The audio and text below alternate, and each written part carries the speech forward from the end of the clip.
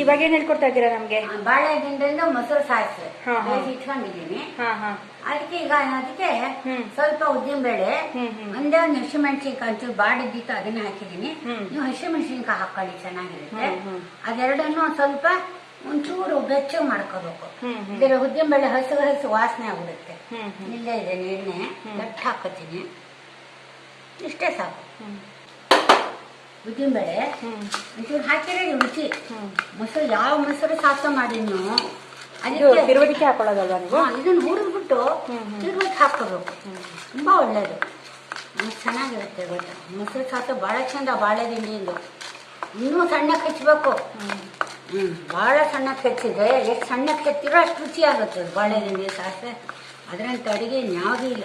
ಈಗ ನಮಗೆ ಕೊನೆಗೆ 1 ಕಪ್ ಉಳ್ಕೊಂಡಿದೆ ಅಲ್ಲ, ಅದು ಇದು ಎಲ್ಲ ಸೇರಿ ಅಷ್ಟೇ. ಅಲ್ಲ ಚೂರು ಹಾಕಿ ಆಮೇಲೆ ಒಗ್ಗರಣೆ ಹಾಕಿ,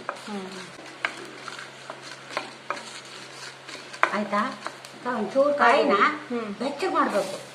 ಯಾವುದೇ ಮೊಸರು ಸಾಸಿವೆ ಮಾಡಿ ಚಟ್ನಿ ಮಾಡಿದ್ರು ಕೂಡ ಅದನ್ನ ಕಾಯಿನ ಸ್ವಲ್ಪ ಬೆಚ್ಚಗೆ ಮಾಡಬೇಕು. ಬೆಚ್ಚಗೆ ಮಾಡಿದ್ರೆ ಹಾಳಾಗೋದಿಲ್ಲ, ರುಚಿಯಾಗೂ ಇರುತ್ತೆ. ನೋಡಿ, ನಾನು ಅಷ್ಟೇ ಆರಿಸಿದ್ದೀನಿ ಗ್ಯಾಸು. ಬಾಂಡಿ ಹೀಟಿಗೆನೆ ಆ ಕಾಯೆಲ್ಲ ಇದಾಗಬೇಕು, ಹೌದಾ? ನೋಡಿ, ಈಗ ಇದಕ್ಕೆ ತಿರುವೋದಕ್ಕೆ ಹಾಕೊಳ್ಳೋದಕ್ಕೆ ನೋಡಿ ತೋರಿಸ್ತೀನಿ.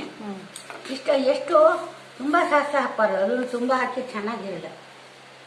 ನೋಡಿ, ಇಷ್ಟು ಇಷ್ಟಕ್ಕೆ ಇಷ್ಟನೇ ತಿರುವುದಕ್ಕೆ ಹಾಕೊಳ್ಳೋದು.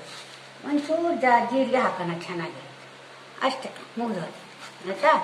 ಇದನ್ನ ತಿರ್ಕೊಂಬಂದು ಇದಕ್ಕೆ ಮಿಕ್ಸ್ ಮಾಡ್ಬಿಟ್ಟು ಒಗ್ಗರಣೆ ಮಾಡ್ಬಿಟ್ರೆ ಹಾಗೆ ಹೋಯ್ತು ಅಡುಗೆ. ಹಾಕ್ಸಿದ್ದೀನಿ.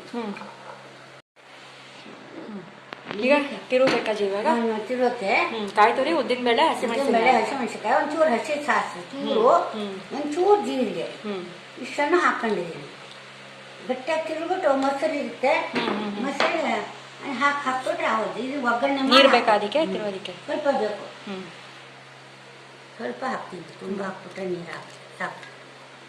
ಅದಕ್ಕೆ ಒಗ್ಗರಣೆ ಮಾಡ್ತೀನಿ. ಬಂದ್ ಮಾಡಿ ಒಗ್ಗರಣೆ ನೋಡಿ, ಇದಕ್ಕೆ ಹಾಕ್ತೀನಿ. ತಿರುಗಿದ್ದೀರಾ? ಹಿಂಗೆ ಬಂದಿದೆ.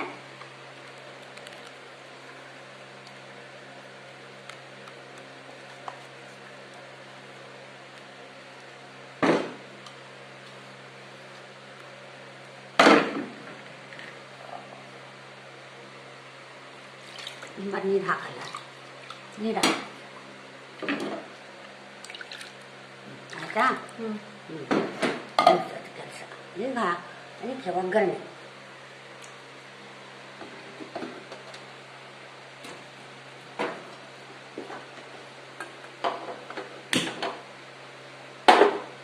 ಎಣ್ಣೆ ಇದೆ ಸಾಕು. ಜೀರಿಗೆ ಅಷ್ಟೇ ಸಾಕು.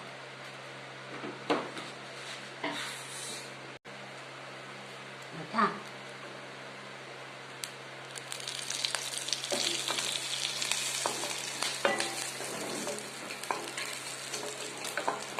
ಬರೀ ಉಪ್ಪು ಸಾಸಿವೆ ಅಷ್ಟೇ.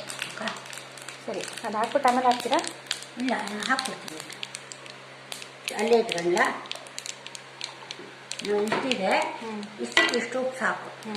ಸಾಕಲ್ಲ?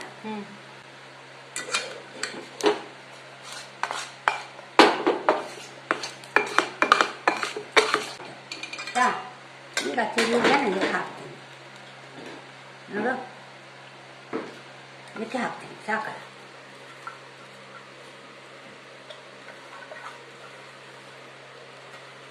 ಆಯ್ತಾ? ಈಗ ಇದನ್ನು ಮೊಸರು ಸಾಸಿವೆ, ಮೊಸರಿಗೆಲ್ಲ ಹಾಕಿ ಅಷ್ಟು ಬೇಕು, ಅಷ್ಟು ಹಾಕು, ಅಷ್ಟು ಬೇಕು, ಹಾಕು. ಸರಿ, ಆಯ್ತಾ? ಕೊತ್ತಂಬರಿ ಸೊಪ್ಪನ್ನು ಹಾಕ್ಬೇಕು. ಸರಿ, ಆಯ್ತಲ್ಲ ಅಜ್ಜಿ? ಸರಿ, ಅವಾಗಲೇ ಹೇಳ್ದಂಗೆ ಒಂದು ಮೊಳ ಬಾಳೆದಿಂಡಲ್ಲಿ 3 ಅಡಿಗೆ ನಮಗೆ ಹೇಳ್ಕೊಟ್ಬಿಟ್ಟಿದ್ದೀರಾ. ಧಾರಾಳ ಇಬ್ರು, ಮನೆ ಒಳಗೆ ಇಬ್ರು 3 ಜನ ಉಣ್ಬೋದು.